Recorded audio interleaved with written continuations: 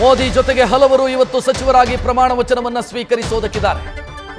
ಸಂಪುಟದಲ್ಲಿ ಹಿರಿಯರು ಮತ್ತು ಅನುಭವಿಗಳನ್ನ ಕಳೆದ ಸಂಪುಟದಲ್ಲಿದ್ದವರು ನರೇಂದ್ರ ಮೋದಿ ಕಂಟಿನ್ಯೂ ಮಾಡಿದ್ದಾರೆ. ಈ ಬಾರಿ ಹಿಂದಿನ ಕ್ಯಾಬಿನೆಟ್ನಲ್ಲಿದ್ದ 20ಕ್ಕೂ ಅಧಿಕ ಮಂದಿ ಈ ಬಾರಿಯೂ ಕೂಡ ಕಂಟಿನ್ಯೂ ಆಗಿದ್ದಾರೆ. ಸುಮಾರು 6 ಮಂದಿ ಬಿಜೆಪಿಯ ರಾಜ್ಯಸಭಾ ಸದಸ್ಯರು ಸಚಿವ ಸ್ಥಾನ ಪಡ್ಕೊಳ್ತಾ ಇದ್ದಾರೆ.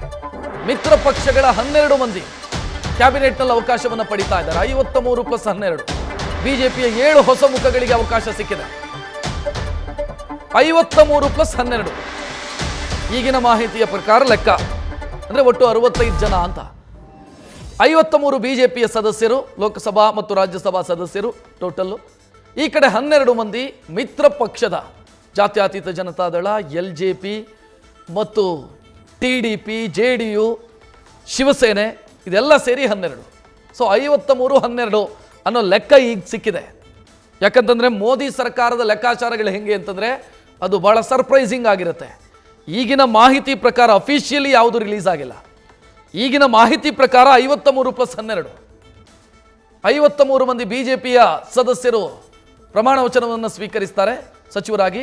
12 ಮಂದಿ ಬೇರೆ ಪಕ್ಷದ ಅಂದರೆ ಮಿತ್ರ ಪಕ್ಷದ ಸದಸ್ಯರು ಪ್ರಮಾಣ ವಚನ ಸ್ವೀಕರಿಸ್ತಾರೆ. ಪಟ್ಟಿ ನೋಡ್ತಾ ಇದ್ದೀರಿ. ಪಿಯೂಷ್ ಗೋಯಲ್ ಈ ಬಾರಿ ಅವರು ಲೋಕಸಭೆಗೆ ಸ್ಪರ್ಧೆ ಮಾಡಿದರು. ಮುಂಬೈ ಉತ್ತರ ಲೋಕಸಭಾ ಕ್ಷೇತ್ರದಿಂದ ಅವರು ಕಂಟಿನ್ಯೂ ಆಗ್ತಾ ಇದ್ದಾರೆ. ನಿರ್ಮಲಾ ಸೀತಾರಾಮನ್ ರಾಜ್ಯಸಭಾ ಸದಸ್ಯರು ಕರ್ನಾಟಕ ಕಂಟಿನ್ಯೂ ಆಗ್ತಾ ಇದ್ದಾರೆ.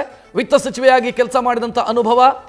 ಭಾರತ ಇವತ್ತು 5ನೇ ಅತಿ ದೊಡ್ಡ ಆರ್ಥಿಕ ಶಕ್ತಿಯಾಗಿ ಹೊರಹೊಮ್ಮೋದಕ್ಕೆ ನಿರ್ಮಲಾ ಸೀತಾರಾಮನ್ ಅವರ ಕಾಂಟ್ರಿಬ್ಯೂಷನ್ನೂ ಇದೆ ಅಂತ ಬಿಜೆಪಿ ನಾಯಕರು ಹೇಳ್ತಾರೆ. ಅವರನ್ನು ಈ ಬಾರಿಯೂ ಕೂಡ ಕಂಟಿನ್ಯೂ ಮಾಡಲಾಗಿದೆ. ಆ ಮೂಲಕ ಕರ್ನಾಟಕದ ರಾಜ್ಯಸಭಾ ಸದಸ್ಯೆ. ನೆಕ್ಸ್ಟ್ ಇನ್ನು ಪ್ರಹ್ಲಾದ್ ಜೋಶಿ, ಧಾರವಾಡ ಲೋಕಸಭಾ ಕ್ಷೇತ್ರದ ಸಂಸದರು, 5 ಬಾರಿ ಸಂಸದರು. ಅವರು ಮಂತ್ರಿಯಾಗಿ ಇದ್ರೂ ಈಗ ಮಂತ್ರಿಯಾಗಿ ಕಂಟಿನ್ಯೂ ಆಗ್ತಾ ಇದ್ದಾರೆ. ಅನಂತ್ ಕುಮಾರ್ ಸ್ಥಾನವನ್ನು ತುಂಬಬಹುದಾದಂಥ ನಾಯಕ ಅಂತ ಕರೆಯಲ್ಪಡುವವರು. ಶೋಭಾ ಕರಂದ್ಲಾಜೆ ಮಿನಿಸ್ಟರ್ ಆಗಿದ್ರು. ಈ ಬಾರಿ ಕ್ಷೇತ್ರ ಚೇಂಜ್ ಆಯಿತು, ಆದರೆ ಸಂಪುಟದಲ್ಲಿ ಅವರ ಅವಕಾಶ ಹಾಗೆ ಕಂಟಿನ್ಯೂ ಆಗಿದೆ. ರಾಜ್ಯ ಸಚಿವೆಯಾಗಿದ್ರು. ಒಂದು ವೇಳೆ ಇವರಿಗೆ ಏನಾದರೂ ಪದೋನ್ನತಿ ಸಿಗತ್ತಾ ಅನ್ನೋದು ಪ್ರಶ್ನೆ, ಅಥವಾ ಇಂಡಿಪೆಂಡೆಂಟ್ ಚಾರ್ಜು ಈ ರೀತಿ ಏನಾದರೂ ಅವಕಾಶಗಳು ಸಿಗತ್ತಾ, ಸ್ವತಂತ್ರ ನಿರ್ವಹಣೆಯ ರಾಜ್ಯ ಖಾತೆ ಅನ್ನೋ ಕೆಟಗರಿಯಲ್ಲಿ ಏನಾದರೂ ಅವಕಾಶ ಸಿಗತ್ತಾ ಶೋಭಾ ಕರಂದ್ಲಾಜೆ ಅವರಿಗೆ ಗೊತ್ತಿಲ್ಲ. ಕರ್ನಾಟಕದ ಪುತ್ತೂರು ಮೂಲದವರು, ಬೆಂಗಳೂರು ಉತ್ತರ ಲೋಕಸಭಾ ಕ್ಷೇತ್ರದ ಸಂಸದರು, ರಾಜ್ಯ ಸಚಿವೆಯಾಗಿಯೂ ಕೆಲಸ ಮಾಡಿದವರು. ವಿ ಸೋಮಣ್ಣ ತುಮಕೂರು ಲೋಕಸಭಾ ಕ್ಷೇತ್ರದ ಸಂಸದರು ಮತ್ತು ರಾಜ್ಯದ ಪ್ರಮುಖ ರಾಜಕಾರಣಿಗಳ ಪೈಕಿ ಒಬ್ಬರು ರಾಜ್ಯದ ಸಚಿವರಾಗಿ ಕೆಲಸ ಮಾಡಿದ್ದಾರೆ. ಒಡಿಶಾದ ಧರ್ಮೇಂದ್ರ ಪ್ರಧಾನ್, ಇಲ್ಲೊಂದು ಪ್ರಶ್ನೆ ಇತ್ತು, ಒಡಿಶಾದ ಮುಖ್ಯಮಂತ್ರಿ ಯಾರಾಗ್ತಾರೆ ಅಂತ. ಅಲ್ಲಿ ಬಿಜೆಪಿ ಅಧಿಕಾರಕ್ಕೆ ಬಂದಿರೋದ್ರಿಂದ ಧರ್ಮೇಂದ್ರ ಪ್ರಧಾನ್ ಅವರ ಹೆಸರು ಓಡಾಡ್ತಾ ಇತ್ತು. ಬಟ್ ಸಚಿವರಾಗ್ತಾ ಇರೋದ್ರಿಂದ ಧರ್ಮೇಂದ್ರ ಪ್ರಧಾನ್ ಕ್ಯಾಬಿನೆಟ್ ಸೇರ್ತಾ ಇದ್ದಾರೆ, ಮುಖ್ಯಮಂತ್ರಿ ಆಗೋದಿಲ್ಲ. ಮಹಾರಾಷ್ಟ್ರದಿಂದ ನಿತಿನ್ ಗಡ್ಕರಿ ಕಂಟಿನ್ಯೂ ಆಗ್ತಾ ಇದ್ದಾರೆ. ನಿತಿನ್ ಗಡ್ಕರಿ ಅವರ ಕಾರ್ಯವೈಖರಿಯ ಬಗ್ಗೆ ಪ್ರತಿಪಕ್ಷಗಳು ಕೂಡ ಪ್ರಶಂಸೆಯನ್ನು ವ್ಯಕ್ತಪಡಿಸಿದ್ದಿದೆ. ಹೆದ್ದಾರಿ ಸಚಿವರಾಗಿ ಕೆಲಸ ಮಾಡಿದವರು ಈ ಬಾರಿ ಕಂಟಿನ್ಯೂ ಆಗ್ತಾ ಇದ್ದಾರೆ. ನಾಗ್ಪುರದ ಸಂಸದರು. ಮಧ್ಯಪ್ರದೇಶದ ಮಾಜಿ ಮುಖ್ಯಮಂತ್ರಿ ಶಿವರಾಜ್ ಸಿಂಗ್ ಚೌಹಾಣ್, ಈ ಬಾರಿ ಮಧ್ಯಪ್ರದೇಶದಲ್ಲಿ ಬಿಜೆಪಿ ಗೆಲ್ಲೋದಕ್ಕೆ ಕಾರಣೀಕರ್ತರು ಕೂಡ ಶಿವರಾಜ್ ಸಿಂಗ್ ಚೌಹಾಣ್. ಮುಖ್ಯಮಂತ್ರಿ ಆಗಲಿಲ್ಲ, ಕೇಂದ್ರದಲ್ಲಿ ಅವಕಾಶ ಸಿಗ್ತಾ ಇದೆ. ಮತ್ತೆ ರಾಷ್ಟ್ರ ರಾಜಕಾರಣಕ್ಕೆ ಬರ್ತಾ ಇದ್ದಾರೆ. ಅಟಲ್ ಬಿಹಾರಿ ವಾಜಪೇಯಿ ಅವರ ಶಿಷ್ಯ ವರ್ಗದಲ್ಲಿ ಗುರುತಿಸಿಕೊಂಡವರು. ಮಹಾರಾಷ್ಟ್ರದ ರಕ್ಷಾ ಖಡ್ಸೆ, ಏಕನಾಥ್ ಖಡ್ಸೆ ಅವರ ಸೊಸೆ, 3ನೇ ಬಾರಿ MP, ಅವರಿಗೆ ಈಗ ಅವಕಾಶ ಸಿಗ್ತಾ ಇದೆ. ರಕ್ಷಾ ಖಡ್ಸೆ ಮಹಾರಾಷ್ಟ್ರದ ಸಂಸತ್ ಸದಸ್ಯೆ, ಮಂತ್ರಿಯಾಗಿ ಇವತ್ತು ಪ್ರಮಾಣ ವಚನ ಸ್ವೀಕರಿಸ್ತಾ ಇದ್ದಾರೆ. ಹೆಚ್ಚಿನ ಡೀಟೇಲ್ ನೀಡೋದಕ್ಕೆ ನಮ್ಮ ಪ್ರತಿನಿಧಿ ಚಂದ್ರಮೋಹನ್ ನೇರ ಸಂಪರ್ಕದಲ್ಲಿ. ಚಂದ್ರಮೋಹನ್, ಒಂದಿಷ್ಟು ಅಚ್ಚರಿಗಳಿದಾವೆ ಪಟ್ಟಿಯಲ್ಲಿ. ಅದನ್ನ ಬಿಟ್ರೆ ಅನುಭವ ಕಂಟಿನ್ಯೂ ಆಗಲಿ ಅನ್ನೋ ಕಾರಣಕ್ಕಾಗಿ ಹಳೆಯ ಕ್ಯಾಬಿನೆಟ್ನಲ್ಲಿ ಇದ್ದವರು ಕೂಡ ಕಂಟಿನ್ಯೂ ಆಗ್ತಾ ಇದ್ದಾರೆ. ಬ್ಯಾಲೆನ್ಸ್ ಮಾಡುವ ಪ್ರಯತ್ನಗಳಾಗಿದೆ ಅಂತ ಅನ್ಸುತ್ತೆ. ಹೌದು ರಕ್ಷತ್, 7 ಮಂದಿ ಹೊಸ ಮುಖಗಳಿಗೆ ಈಗ ಮೋದಿ ಕ್ಯಾಬಿನೆಟ್ನಲ್ಲಿ ಸ್ಥಾನ ಸಿಗ್ತಾ ಇದೆ. ಜೊತೆಗೆ ಬಿಜೆಪಿಯ 6 ಮಂದಿ ರಾಜ್ಯಸಭಾ ಸದಸ್ಯರಿಗೂ ಕೂಡ ಕೇಂದ್ರದ ಕ್ಯಾಬಿನೆಟ್ನಲ್ಲಿ ಸಚಿವ ಸ್ಥಾನವನ್ನು ನೀಡಲಾಗ್ತಾ ಇದೆ.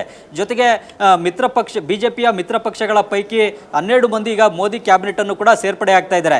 ಈ ಹಿಂದಿನ 2 ಸರ್ಕಾರಗಳಲ್ಲಿ ಮಿತ್ರ ಪಕ್ಷದ ಸಂಸದರಿಗೆ ಪ್ರಮುಖವಾದಂಥ ಕ್ಯಾಬಿನೆಟ್ ಸ್ಥಾನಗಳನ್ನಾಗ್ಬೋದು ಅಥವಾ ಹೊಣೆಗಾರಿಕೆಗಳನ್ನಾಗ್ಬೋದು ಮೋದಿ ಸರ್ಕಾರದಲ್ಲಿ ನೀಡ್ತಾ ಇರಲಿಲ್ಲ. ಆದ್ರೀಗ ಮಿತ್ರ ಪಕ್ಷಗಳಿಗೆ ಈಗ ಹೆಚ್ಚಿನ ಪ್ರಾಶಸ್ತ್ಯವನ್ನು ನೀಡಲೇಬೇಕಾದಂಥ ಅನಿವಾರ್ಯ ಸ್ಥಿತಿಯಲ್ಲಿ ಬಿಜೆಪಿ ಮತ್ತು ಪ್ರಧಾನಿ ಮೋದಿ ಮೋದಿ ಅವರು ಇದ್ದಾರೆ. ಈ ಕಾರಣಕ್ಕಾಗಿಯೇ ಈಗ 10 ಮಿತ್ರ ಪಕ್ಷಗಳ 12 ಮಂದಿ ಮೋದಿ ಅವರ ಕ್ಯಾಬಿನೆಟ್ ಅನ್ನ ಸೇರ್ಪಡೆ ಆಗ್ತಾ ಇರತಕ್ಕಂಥದ್ದು ವಿಶೇಷ.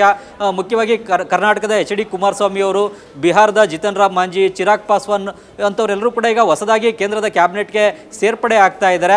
ಹೀಗಾಗಿ ಇವ್ರಿಗೂ ಕೂಡ ಈಗ ಕೇಂದ್ರದ ಸಚಿವ ಸ್ಥಾನವನ್ನು ನಿಭಾಯಿಸ್ತಕ್ಕಂಥದ್ದು ಕೂಡ ಒಂದು ಹೊಸ ಹೊಣೆಗಾರಿಕೆ ಮತ್ತು ಹೊಸ ಸವಾಲು. ಇದನ್ನು ಹೇಗೆ ಇವರು ನಿಭಾಯಿಸ್ತಾರೆ ಅನ್ನೋದು ಕೂಡ ಮುಂದಿನ ದಿನಗಳಲ್ಲಿ ಸ್ಪಷ್ಟ ಆಗುತ್ತೆ. ಜೊತೆಗೆ ಮೋದಿ ಅವರು ಈಗ ತಮ್ಮ ಕ್ಯಾಬಿನೆಟ್ ಅನ್ನು ರಚನೆ ಮಾಡುವಂಥ ಸಂದರ್ಭದಲ್ಲಿ ಹಿರಿಯರು ಅನುಭವಿಗಳನ್ನು ಕೂಡ ಪಕ್ಕಕ್ಕೆ ಸರಿಸ್ತಾರೆ, ಅವರನ್ನು ಕೂಡ ತಮ್ಮ ಸಚಿವ ಸಂಪುಟದಲ್ಲಿ ಇಟ್ಕೊಂಡು ಮುಂದುವರಿಸ್ತಾ ಇರತಕ್ಕಂಥದ್ದು ಕೂಡ ವಿಶೇಷ. ಈಗ ನಿತಿನ್ ಗಡ್ಕರಿ, ರಾಜನಾಥ್ ಸಿಂಗ್, ಅಮಿತ್ ಶಾ, ಪಿಯೂಷ್ ಗೋಯಲ್, ನಿರ್ಮಲಾ ಸೀತಾರಾಮನ್, ಭೂಪೇಂದ್ರ ಯಾದವ್ ಇಂತಹ ಹಿರಿಯರನ್ನ ಅನುಭವಿಗಳನ್ನ ಈ ಬಾರಿಯೂ ಕೂಡ ತಮ್ಮ 3ನೇ ಸರ್ಕಾರದ ಕ್ಯಾಬಿನೆಟ್ನಲ್ಲೂ ಕೂಡ ಮುಂದುವರಿಸ್ತಾ ಇದ್ದಾರೆ. ಎಲ್ಲ ಹೊಸ ಮುಖಗಳಿಗೆ ಅವಕಾಶವನ್ನು ಕೊಟ್ಬಿಟ್ರೆ ಹಿರಿಯರು ಅನುಭವಿಗಳು ಇಲ್ಲದೆ ಹೋದ್ರೆ ಸರ್ಕಾರವನ್ನು ನಡೆಸ್ತಕ್ಕಂಥದ್ದು ಕಷ್ಟ ಆಗುತ್ತೆ ಮತ್ತು ಇಲಾಖೆಗಳಲ್ಲಿ ಕೆಲಸಗಳಿಗೆ ಒಂದು ವೇಗವನ್ನು ತಂದುಕೊಡುವಂಥದ್ದು ಕೂಡ ಕಷ್ಟ ಆಗುತ್ತೆ. ಈಗ ಮುಖ್ಯವಾಗಿ ನಿತಿನ್ ಗಡ್ಕರಿ ಅವರು ಹೆದ್ದಾರಿ ಖಾತೆ ಸಚಿವರಾಗಿ ದೇಶದಲ್ಲಿ ಉತ್ತಮವಾದಂಥ ಕೆಲಸವನ್ನು ಮಾಡಿದ್ದಾರೆ. ದೇಶದಲ್ಲಿ ಸಾಕಷ್ಟು ಹೆದ್ದಾರಿಗಳು ವೇಗವಾಗಿ ನಿರ್ಮಾಣ ಆಗಲಿಕ್ಕೆ ಮತ್ತು ಎಕ್ಸ್ಪ್ರೆಸ್ ವೇಗಳನ್ನು ದೇಶದ ಉದ್ದಗಲೂ ಕೂಡ ನಿರ್ಮಾಣ ಮಾಡುವಲ್ಲಿ ನಿತಿನ್ ಗಡ್ಕರಿ ಅವರ ಪಾತ್ರ ಬಹಳ ಪ್ರಮುಖವಾಗಿದೆ. ಈ ಅವರ ಒಂದು ಕಾರ್ಯವೈಖರಿ ಬಗ್ಗೆ ವಿರೋಧ ಪಕ್ಷಗಳು ಕೂಡ ಮೆಚ್ಚುಗೆಯನ್ನು ವ್ಯಕ್ತಪಡಿಸಿವೆ. ಕಾಂಗ್ರೆಸ್ನ ಅಧ್ಯಕ್ಷ ಮಲ್ಲಿಕಾರ್ಜುನ್ ಖರ್ಗೆ ಅವರು ಕೂಡ ಮೆಚ್ಚುಗೆಯನ್ನು ವ್ಯಕ್ತಪಡಿಸಿದ್ದಾರೆ. ಸೋನಿಯಾ ಗಾಂಧಿ, ರಾಹುಲ್ ಗಾಂಧಿ ಅವರು ಕೂಡ ನಿತಿನ್ ಗಡ್ಕರಿ ಅವರ ಕಾರ್ಯವೈಖರಿ ಬಗ್ಗೆ ಮೆಚ್ಚುಗೆಯನ್ನು ವ್ಯಕ್ತಪಡಿಸಿದ್ದಾರೆ. ಹೀಗಾಗಿ ನಿತಿನ್ ಗಡ್ಕರಿ ಅವರನ್ನು ಕೂಡ ತಮ್ಮ ಸಚಿವ ಸಂಪುಟದಲ್ಲಿ ಮುಂದುವರಿಸ್ತಾ ಇದ್ದಾರೆ. ಇನ್ನು ಅಮಿತ್ ಶಾ, ರಾಜನಾಥ್ ಸಿಂಗ್ ಇಂತಹ ಸಚಿವರನ್ನು ಕೂಡ ಈಗ ತಮ್ಮ ಕ್ಯಾಬಿನೆಟ್ನಲ್ಲಿ ಮುಂದುವರಿಸ್ತಾ ಇದ್ದಾರೆ. ಇದ್ರ ಜೊತೆಗೆ ಕೆಲವೊಂದು ಕ್ಷೇತ್ರಗಳಲ್ಲಿ ಒಂದು ಪ್ರೊಫೆಷನಲ್ ಆಗಿ ಎಕ್ಸ್ಪರ್ಟ್ ಆಗಿರ್ತಕ್ಕಂಥವರು ಕೂಡ ಸರ್ಕಾರಕ್ಕೆ ಬೇಕು. ಮೋದಿ ಸರ್ಕಾರದಲ್ಲಿ ಪ್ರತಿಭಾವಂತರ ಕೊರತೆ ಇದೆ, ಮೋದಿ ಅವ್ರನ್ನ ಬಿಟ್ಟರೆ ಕೆಲಸ ಮಾಡುವಂಥವ್ರು ಬೇರೆ ಯಾರಿದ್ದಾರೆ, ಇಲ್ಲಿ ಪ್ರತಿಭಾವಂತರ ಕೊರತೆ ಇದೆ ಅನ್ನತಕ್ಕಂಥ ಟೀಕೆಗಳು ಕೂಡ ವ್ಯಕ್ತವಾಗ್ತಾ ಇದ್ವು. ಆ ಕಾರಣಕ್ಕಾಗಿಯೇ ಕಳೆದ ಸರ್ಕಾರದ ಅವಧಿಯಲ್ಲೇ ಬೇರೆ ಬೇರೆ ಕ್ಷೇತ್ರಗಳ ವೃತ್ತಿಪರರನ್ನು ತಮ್ಮ ಸಚಿವ ಸಂಪುಟಕ್ಕೆ ಸೇರ್ಪಡೆಯನ್ನು ಮಾಡಿಕೊಂಡಿದ್ರು. IAS, IPS, IFS ಆಗಿ ಕೆಲಸವನ್ನು ಮಾಡಿ ನಿವೃತ್ತರಾದಂಥವ್ರನ್ನ ತಮ್ಮ ಕ್ಯಾಬಿನೆಟ್ಗೆ ಸೇರ್ಪಡೆಯನ್ನು ಮಾಡಿಕೊಂಡು ಅವರು ಪರಿಣಿತಿ ಹೊಂದಿರತಕ್ಕಂತಹ ಇಲಾಖೆಗಳ ಜವಾಬ್ದಾರಿಯನ್ನು ವಹಿಸಿದ್ರು. ಜಯಶಂಕರ್ ಅವರಿಗೆ ವಿದೇಶಾಂಗ ಖಾತೆ ಹೊಣೆಗಾರಿಕೆಯನ್ನು ನೀಡಲಾಗಿತ್ತು. ಈಗ ಮೋದಿ 3.0 ಸರ್ಕಾರದಲ್ಲೂ ಕೂಡ ಮತ್ತೆ ಜಯಶಂಕರ್ ಅವ್ರನ್ನ ಕ್ಯಾಬಿನೆಟ್ಗೆ ಸೇರ್ಪಡೆ ಮಾಡಿಕೊಳ್ಳಲಾಗ್ತಾ ಇದೆ. ಜೊತೆಗೆ ಹರ್ದೀಪ್ ಸಿಂಗ್ ಪುರಿ ಅವರು ಕೂಡ ಕ್ಯಾಬಿನೆಟ್ಗೆ ಸೇರ್ಪಡೆ ಆಗ್ತಾ ಇದ್ದಾರೆ. ಹೀಗೆ ಬೇರೆ ಬೇರೆ ಕ್ಷೇತ್ರಗಳ ತಜ್ಞರು, ಪರಿಣತರನ್ನು ಕೂಡ ತಮ್ಮ ಸಚಿವ ಸಂಪುಟಕ್ಕೆ ಸೇರ್ಪಡೆಯನ್ನು ಮಾಡಿಕೊಂಡು ಈಗ ಸಚಿವ ಸಂಪುಟವನ್ನು ಮೋದಿ ಅವರು ರಚನೆಯನ್ನು ಮಾಡ್ತಾ ಇದ್ದಾರೆ. ಈಗ ಮುಖ್ಯವಾಗಿ ಮೋದಿಯವರ ಮುಂದೆ ಕೂಡ ಸಾಕಷ್ಟು ಸವಾಲುಗಳಿವೆ ಮತ್ತು ದೇಶದ ಜನರಿಗೂ ಕೂಡ ಸಾಕಷ್ಟು ಭರವಸೆಗಳನ್ನು ಮೋದಿಯವರು ಕೂಡ ಕೊಟ್ಟಿದ್ದಾರೆ. ಈ 3ನೇ ಸರ್ಕಾರದ ಅವಧಿಯಲ್ಲಿ ನಾನು ಭಾರತವನ್ನು ವಿಶ್ವದಲ್ಲೇ 3ನೇ ಅತಿ ದೊಡ್ಡ ಆರ್ಥಿಕತೆಯ ರಾಷ್ಟ್ರವನ್ನಾಗಿ ಮಾಡ್ತೇನೆ ಅನ್ನೋ ಒಂದು ಭರವಸೆಯನ್ನು ಕೊಟ್ಟಿದ್ದಾರೆ. ಈ ಭರವಸೆಯನ್ನು ಈಡೇರಿಸಬೇಕಾಗಿದೆ. ಈ ಭರವಸೆ ಈಡೇರಿಸಬೇಕು ಅಂತಂದರೆ ದೇಶದ ಎಲ್ಲ ರಂಗಗಳಲ್ಲೂ ಕೂಡ ಉತ್ತಮವಾದಂಥ ಪ್ರಗತಿ ಆಗಬೇಕಾಗುತ್ತೆ. ಮೂಲಸೌಕರ್ಯ ವಲಯ ಆಗ್ಬೋದು, ಬೇರೆ ಬೇರೆ ವಲಯಗಳಲ್ಲಿ ಉತ್ತಮವಾದಂಥ ಆರ್ಥಿಕ ಪ್ರಗತಿ ಆದ್ರೇ ಮಾತ್ರನೇ ದೇಶ ಈಗ ಮುಂದಿನ 5 ವರ್ಷಗಳ ಅವಧಿಯಲ್ಲೇ ವಿಶ್ವದಲ್ಲಿ 3ನೇ ಅತಿ ದೊಡ್ಡ ಆರ್ಥಿಕತೆಯ ರಾಷ್ಟ್ರ ಆಗಲಿಕ್ಕೆ ಸಾಧ್ಯ ಆಗುತ್ತೆ ಮತ್ತು ಮೂಲಸೌಕರ್ಯ ರಂಗದಲ್ಲೂ ಕೂಡ ಹೆಚ್ಚಿನ ಪ್ರಗತಿ ಆಗಬೇಕಾಗಿದೆ.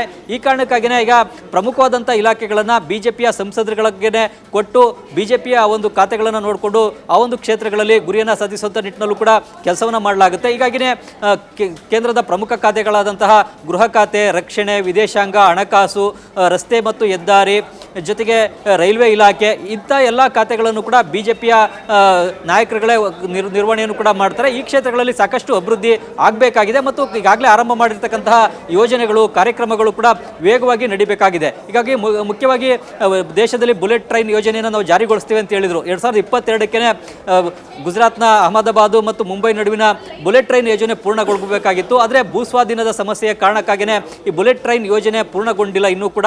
ಹೀಗಾಗಿ ಈಗ ಈ ಅವಧಿಯಲ್ಲಿ ಅದನ್ನು ಪೂರ್ಣಗೊಳಿಸಬೇಕಾಗುತ್ತೆ. ಜೊತೆಗೆ ಕೆಲವೊಂದು ಭರವಸೆಗಳನ್ನು ಕೂಡ ಕೊಟ್ಟಿದ್ರು. ಸಮಾನ ನಾಗರಿಕ ಸಮಿತಿಯನ್ನು ಜಾರಿಗೊಳಿಸ್ತೇವೆ ಅಂತೇಳಿ ಆ ಒಂದು ಕಾರ್ಯಕ್ರಮವನ್ನು ಈಗ ದೇಶಾದ್ಯಂತ ಜಾರಿಗೊಳಿಸ್ತಕ್ಕಂಥದ್ದು ಕೂಡ ಮೋದಿ ಸರ್ಕಾರದ ಮುಂದಿರ್ತಕ್ಕಂಥ ಸವಾಲು. ಇದಕ್ಕೆ ಈಗ ಎಲ್ಲ ಮಿತ್ರ ಪಕ್ಷಗಳನ್ನು ಕೂಡ ವಿಶ್ವಾಸಕ್ಕೆ ತೆಗೆದುಕೊಳ್ಬೇಕಾಗುತ್ತೆ. ಈ ನಿಟ್ಟಿನಲ್ಲೂ ಕೂಡ ಈಗ ಮೋದಿ ಅವರು ಮಿತ್ರ ಪಕ್ಷಗಳನ್ನು ವಿಶ್ವಾಸಕ್ಕೆ ತೆಗೆದುಕೊಳ್ಳುವ ನಿಟ್ಟಿನಲ್ಲೇ ಮೊದಲ ಹೆಜ್ಜೆಯಾಗಿ ಮಿತ್ರ ಪಕ್ಷಗಳಿಗೆ ಕ್ಯಾಬಿನೆಟ್ನಲ್ಲಿ ಸೂಕ್ತವಾದಂಥ ಪ್ರಾತಿನಿಧ್ಯವನ್ನು ನೀಡುವಂಥ ಉದ್ದೇಶದಿಂದಲೇ ಈಗ 12 ಮಂದಿಯನ್ನು ತಮ್ಮ ಸಚಿವ ಸಂಪುಟಕ್ಕೆ ಸೇರ್ಪಡೆಯನ್ನು ಕೂಡ ಮಾಡಿಕೊಂಡಿದ್ದಾರೆ. ರಕ್ಷತ್, ನ್ಯೂಸ್ ಫಸ್ಟ್ ನಿರ್ಭೀತಿಯಿಂದ ನಿಮ್ಮ ಪರವಾಗಿ.